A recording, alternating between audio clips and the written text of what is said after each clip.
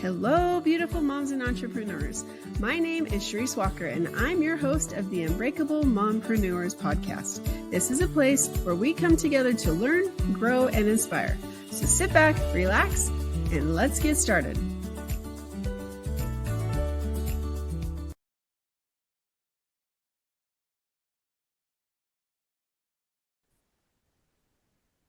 Hello, Unbreakable Mompreneurs.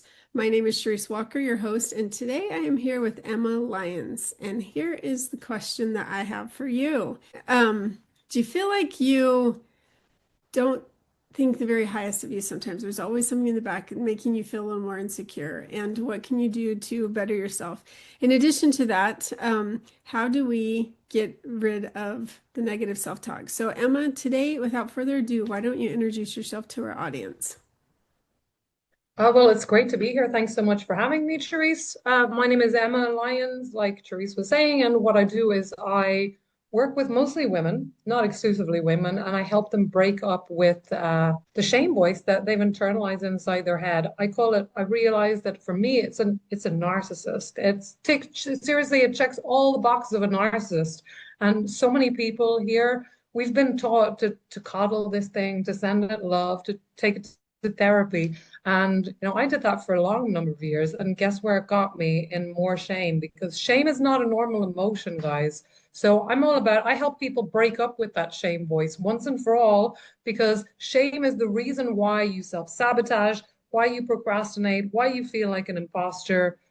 All of it can be traced back to all of it and more can be, and all that negative thinking, that self-invalidation, it can all be traced back to shame. It's super toxic and nobody else is talking about this. And I just feel like it is my duty to get this message out there. Shame is not you. You don't need it. And it's time to let that go. And you're right, nobody talks about this. They talk about the imposter syndrome a lot. And so thank you, because I'm like, I had a brain cramp for a second. But I really am excited to talk about this because I feel like, well, actually, there's this lady that was talking at church on Sunday, and she talked about how this really good friend of hers who used to be very, very strong in the church walked away.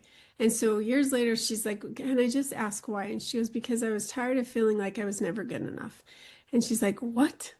She goes, that is like that's counter the argument of the whole purpose of our religion, right? And so I got thinking about this. A lot of times people do. They just feel like they have to measure up to all these different things. And in reality, you don't.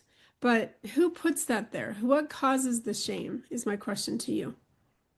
Well, this is a great question, and which is a great segue for what I'm going to talk about, because the template for this kind of individualized shame that we have in the West is more, it's the church. It's the church kind of started this idea of individualized shame. If you look at cultures like indigenous cultures, or even the Far East in Ireland, where I live, where I come from, before the Catholic Church came along, there was no internalized shame. There was no, I'm bad because of who I am. This came later. There was a kind of collective shame. If you step outside what's considered acceptable for the clan, the group, the family, then you're kind of ashamed. But you could get your shame, you could get your honor back. It was kind of honor thing. But this individualized shame, it comes from the church, really. And it's this idea of original sin that we're taught, that you're bad and that you're a sinner. And we're all sinners, but all have to forgive. That is the biggest double bind of all, and it's the underpinning for a culture here in the West. It underpins everything, and this individualized shame, it's really corrosive, because what it teaches us, even if you're not brought up in a narcissistic family or anything, our culture teaches us that there's something wrong with you. And we're also told by the collective wisdom, by the therapists and people out there, that there is such a thing as healthy shame. There's healthy shame and there's toxic shame. And I'm here to tell you guys, all shame is toxic. No amount of shame is okay. But the fact that shame is normalized in our culture doesn't mean that it's normal or acceptable. It just means that people, when they're talking about this, they're talking from inside the cage of shame. And I'm all about opening that door so you can get the hell out and start living shamelessly, really. This word, even this word shameless, see how it's encoded into our language. All other words in English, that end in LESS mean you're free of shame. But when you call someone shameless, it's a slur, it's an insult. It means you're behaving badly, you're doing something that I find offensive. It's about, again, you're shaming the person. And the person is usually not acting out of shamelessness. They're not shame free. They're acting, they get drunk and they're acting from repressed shame. Or else also it can be that they're being really authentic and I find it triggering, so I call them shameless. Oh, because they shouldn't be going around wearing that thing. I'm offended. So again, I shame them in order to feel like I'm in control. And shame is always about control. It's never, ever, ever, ever about care. I've used shame. I raise my hand because that's what we've been taught. But if a child does something and I say, sit down, shame them and say you're bad. That's shaming, and it's why we use it because it's quick. It's the way we've been taught, but it's never about the child. It's never about the other person. It's about my comfort. I'm trying to get them to sit down so I can be comfortable. That is 100% about control. There's no care there for the child. I'm thinking of me. And that's always the case when we utilize shame. But we're taught in our culture that shame is good, that shame is humility, that you need a little bit of shame to be a good person. And it's all a complete lie. They're conflating shame with humility, with maybe even guilt. They're conflating those ideas. You do not need shame to be a good person. Even people who I really respect, like Brene Brown, who talks a lot about shame, she actually goes as far as to say that if you don't have any shame, you are a psychopath. And I completely disagree. That is not shame. That actually these psychopaths and these narcissists are acting out of a lot of shame that's been repressed. So people operating out of shame are usually highly toxic. We need less shame, not more of it. And it's always poison, even in little amounts. But we're gaslit by our culture to believe that it's good. And I just want to burst that bubble because shame is toxic. It's always toxic. It's super low vibration. So even if you're doing all the work to manifest or to create something, if you've got shame going on and you're under level and your template level, you're going to struggle. And this is why people struggle to manifest because they've got this shaming under the surface that they haven't looked at. And we need to release that. We need to exercise this demon so we can reclaim ourselves and reclaim who we really are and reclaim our power back from that shame. See, I've never known shame. I guess I've never thought about it because shame, I remember, well, shame on you or do this or that, Ah, yeah, yeah. But shame to me has never been a good word. It's like a four-letter word, right? But it's five. Is it five?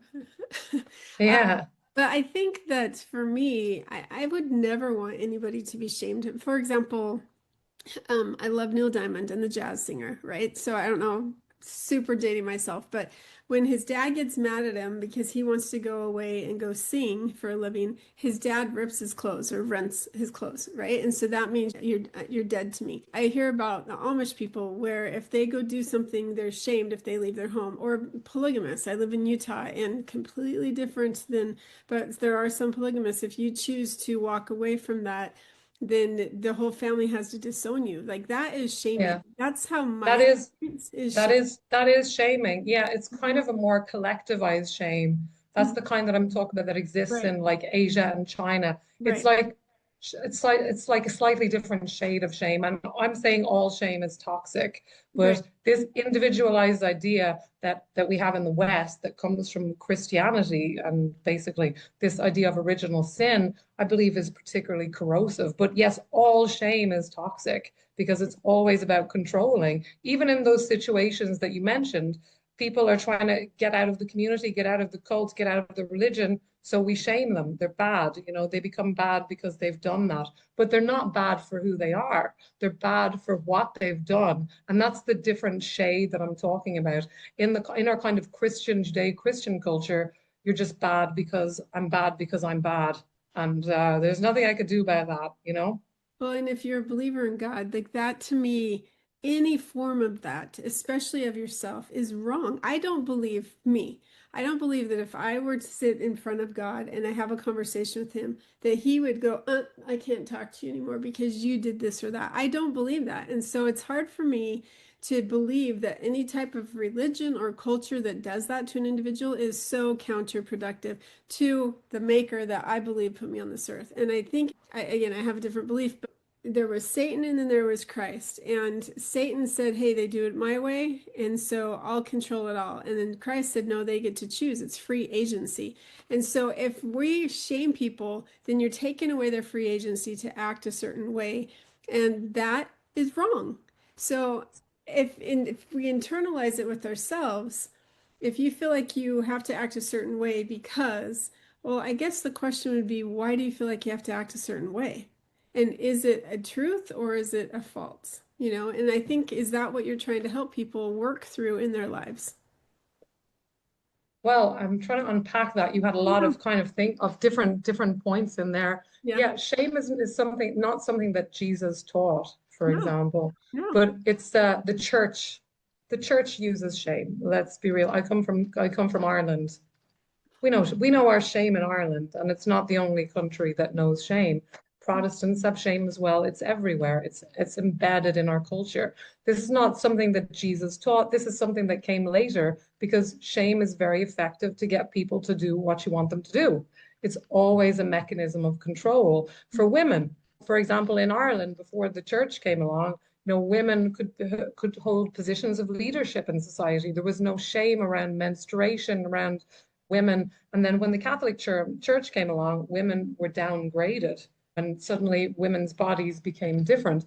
Women have been scapegoated in our culture because it's the narcissistic culture. This is what it is. That's very shame based. And the Western culture is extremely narcissistic. It promotes this idea, pushes forward that idea of individualism, every man for himself. And people inevitably find themselves playing out these shame-based roles, like in families, in narcissistic family systems. One child is designated the scapegoat. There's the golden child. There's the invisible child. There are all these roles, and this is what happens because shame is indigestible. Shame is not a regular emotion. So when parents experience shame through dysfunction or unprocessed stuff or narcissism, whatever it is, they need to find someone to project it on. So that becomes the scapegoat. And the scapegoat child becomes, they get blamed for everything or othered. And you also see this playing out in society, the exact same game plan in bigger, you see in corporations, you see it in countries. The immigrants are the problem. Rather than deal with the shame that we've got from all the terrible things that we've done in our culture collectively, it's the immigrants' fault, or it's the Arabs' fault, or it's somebody else's fault. Then we don't have to deal with our own guilt and shame. So this happens, it's like fractals, and we internalize it. It's in our families, it's everywhere. We live in a narcissistic culture that got this template, and it's extremely toxic for us because the coding for this system is shame. People operate through shame, and I think it's great that you don't shame yourself. I think that's fabulous, but you've got to if you're clear-eyed, you'll see how shame is everywhere. Yeah. People are, promotions, advertisements, they utilize shame. Women are shamed. You're too smelly down there. You have too many wrinkles. That's all shame. Men are operating through shame as well. This idea of the hustle culture. You got to work hard. You got to be a man. You got to struggle. You got to fight for. That's again shame programming, because shame tells you you're not enough. You got to prove yourself. You got to fight. You got to work. You got to hustle hard. It doesn't tell you that you're good enough as you are. Mhm. And by the way, when our whole programming has kind of forced us into this mentality that we believe that if I shame myself enough and tell myself that I'm not good enough, then I'll be better. And that's the lie. That's the huge gaslight that we've been taught. If I just shame myself and struggle and fight and hustle, then I'll be better. Shame doesn't make you better. Shame makes you shrink. Yeah. Shame makes you contract and become less. It doesn't make you become more. But our whole society is built around this idea that shaming yourself, that shaming others makes them better, and it doesn't. It's the opposite. We've got it absolutely back to front and upside down. So let's talk about some solutions then, because me as a business owner, and I'm just giving an example, okay? But a person listening to this, one of our moms that's listening to this, and you're like, oh my gosh, that's so true. And I don't know what to do. And say that they want to promote your business. And I have a lot of people, like I have one lady that she's on my team and she is petrified of going in front of a camera. She doesn't want Oh to. yeah, yeah, So yeah. it's a mindset issue sometimes. Like, why are you afraid to look at yourself? And you talk about how it's a trauma response. It So is a trauma response, yes. how come? Because we think these things are personalities, this burnout, pushing, struggling. Oh, I'm just anxious. I'm just shy, retiring. But often these things are just trauma responses because we've been modeled this dysfunction as children. And we've kind of learned that this is how we survive. So it doesn't end the role, even if we're the golden child in our family, this is the so-called best role. Mhm. You're still playing a role. You're not allowed to authentically be you. You have to fit into this box. And it looks nice and shiny, but you don't get to be you. So, and if you're the scapegoat, again, it doesn't end in childhood. You carry those patterns into your world. And this is why, for example, me, I struggled for a long time to make my business work because I had all this internalized shame and I realized it. I knew this is self-sabotage. This is imposter syndrome. And the thing is, you can name these, you can recognize what's going on and still be stuck because it's not actually a mindset issue. You mentioned that it's a mindset issue, and that's only partially true. These things are actually encoded in your nervous system. So your nervous system is like, oh, it's not safe. If we actually be visible, we'll be punished. It carries the memory of that in your cells. So your body is like, wow, it's just not safe to go there. So your body shuts down. You find yourself procrastinating. You find yourself scrolling. Whatever it is, you don't show up. Or if you do show up, which I understand this visibility block from the inside out and from working with people. Again, it's terrifying showing up. But if you show up and you're terrified and you're gritting your teeth and you're not, again, you can't be you because you're so terrified, you are not going to be magnetic. You're not going to attract the right people. You're not going to be able to do justice to yourself. You have to show up confident. And that means that requires you to doing this work to free yourself of the shame, because shame is at the root of every single self-sabotage. We're talking about all kinds of self-sabotage, procrastination, imposter syndrome, across the board. You can trace that back to shame and people pleasing as well. You know, you want people to like you. This is the thing that women have even more than men. We want everyone, we're looking for validation from the outside. And that's because we're not giving ourselves that invalidation from the inside out. Because shame is also, it's not just the belief that you're not enough. It's also this belief that there's something wrong with you that you have to hide. It's very invalidating feeling that goes beyond this I'm defective. It's like a toxic sludge of emotions, if you like, Yeah. not just one.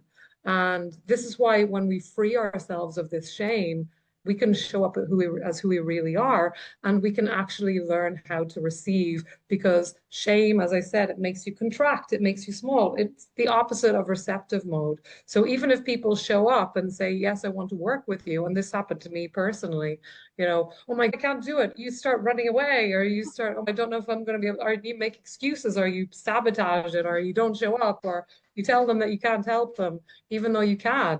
And again, that's shame. That's shame that's doing that. That's not you. That's not your authentic self. That's not your real power. That's shame running the show. That's your fear.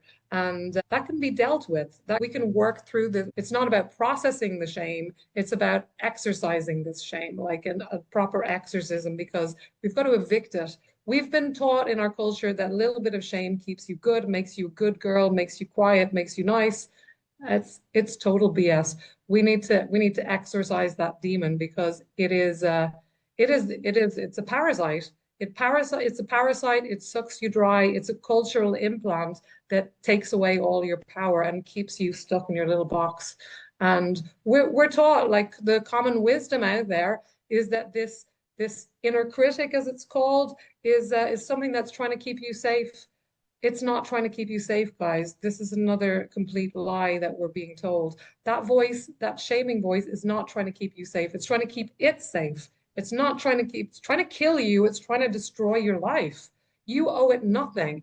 And the thing that really bothers me is that we're told to take to therapy, to send love to it, to treat it like a wounded child. That's not what you do with the narcissist. That gives it more supply.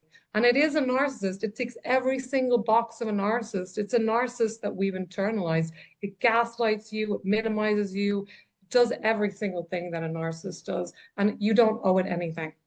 So, are a few other symptoms that you would say, okay, maybe I do have an issue if you're the type of person that you're constantly overgiving, like Yeah, the type where I'd overeducate and I'd spend hours teaching these people stuff and yes. they'd never do anything to like Yeah. reciprocates, or you undercharge where I just had a conversation with somebody. He's like, well, how much would you charge if da da da da da? I'm like, this much. Huh, you know, but I used to be, oh, I won't you charge you anything or just 1,500. But yeah, I've spent hundreds of thousands on the education, my experience. Why would I only charge 1,500, right? And so talk to us about those type of things. Like, why are some people so afraid to charge what they actually are valued at?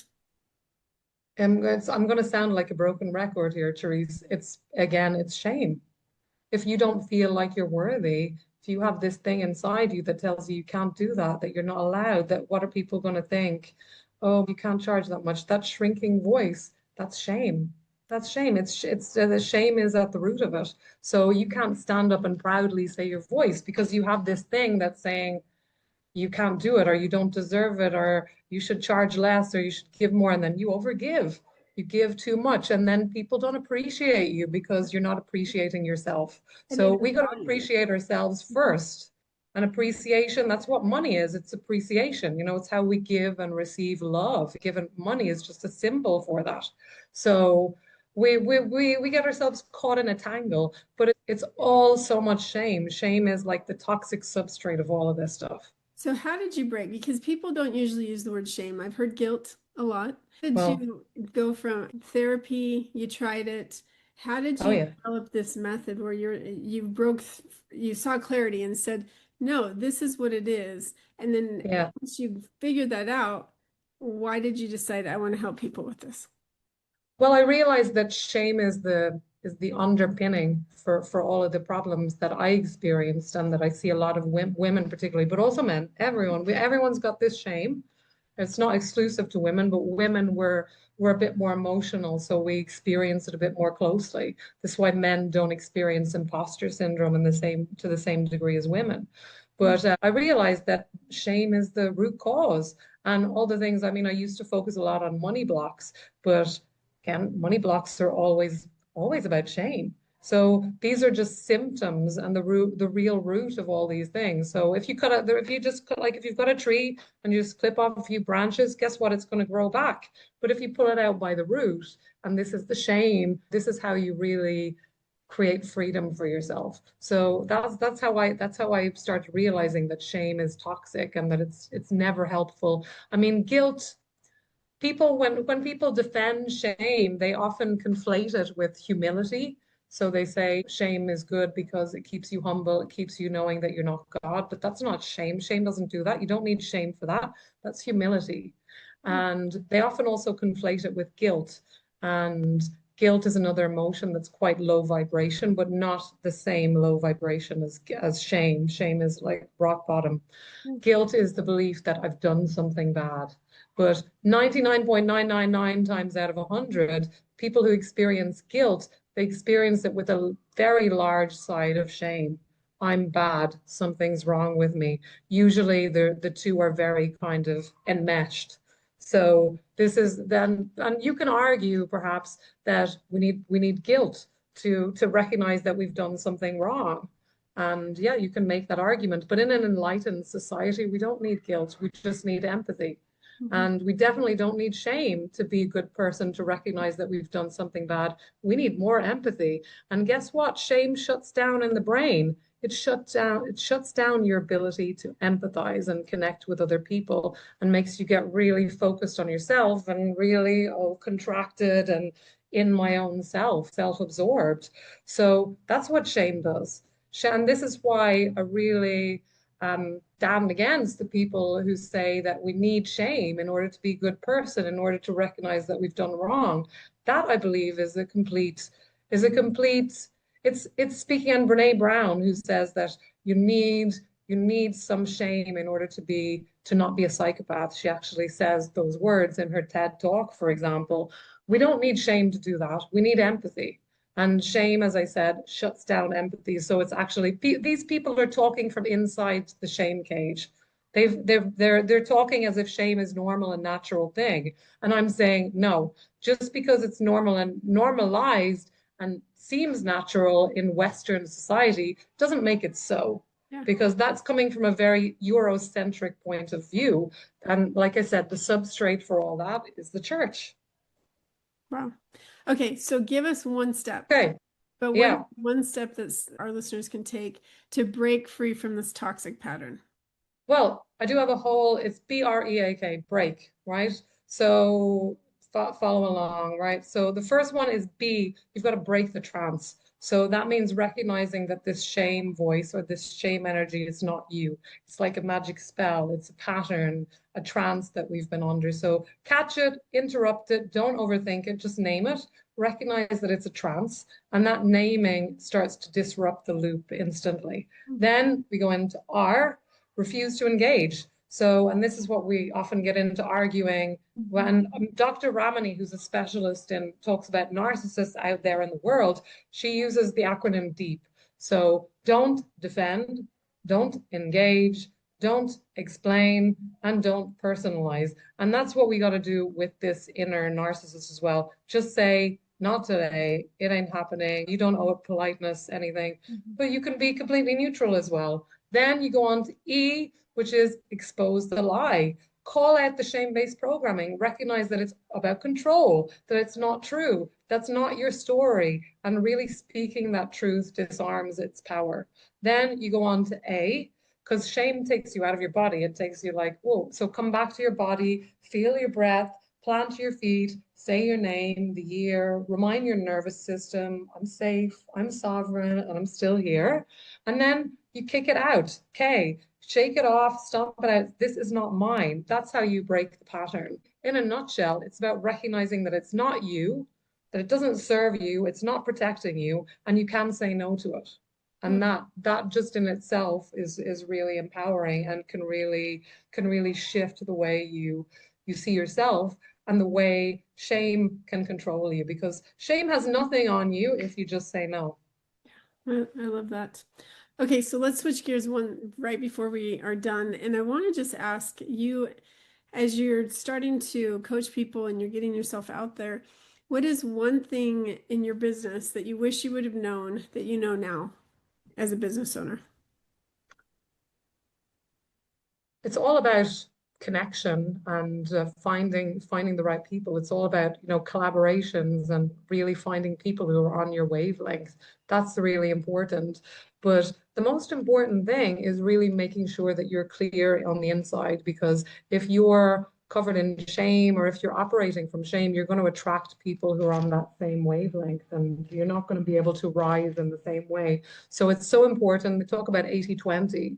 80% is the inner work, and then 20% is the outer work, the strategy, the system, really important too. But if you have the best strategies, the best tools, and you're carrying all this shame, you're going to sabotage it, you're going to waste it, you're not going to take action on those things. So it's so important to do the inner work. Find someone that you resonate with and recognize that building your business, it's a personal development boot camp, and your business will not grow more than you do. So it's worthwhile, not just in terms of your mental health and your sanity, but in terms of your business growth, because your business growth and your money reflects what's going on inside as well. Your finances, what shows up on the outside, it's a reflection of what's going on inside of you, what you're able to receive, what you allow in, and how much shame you're carrying or how much shame you've released, really at its foundation. Excellent advice. Thank you so much. And if our listeners wanted to say, I do need to break the cycle, I need help with this, how would they get a hold of you? Well, you can reach out to me. I am trauma.matrix everywhere. I also have a YouTube channel, Trauma Matrix, and a Substack. So trauma.matrix over on Instagram, you can send me a DM. And I also have a free gift for you guys. So if you're thinking, wow, raising your hand, this is me. This is I have my free gift is called 5 Signs that it's time to break up with your inner narcissist.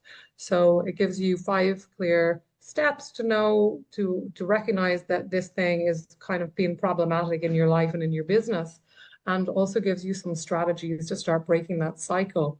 And you can find that at tinyurl.com/not today narc, NARC, not today narc. And that's if this is resonating for you, check that out, because that will really help you recognize this thing.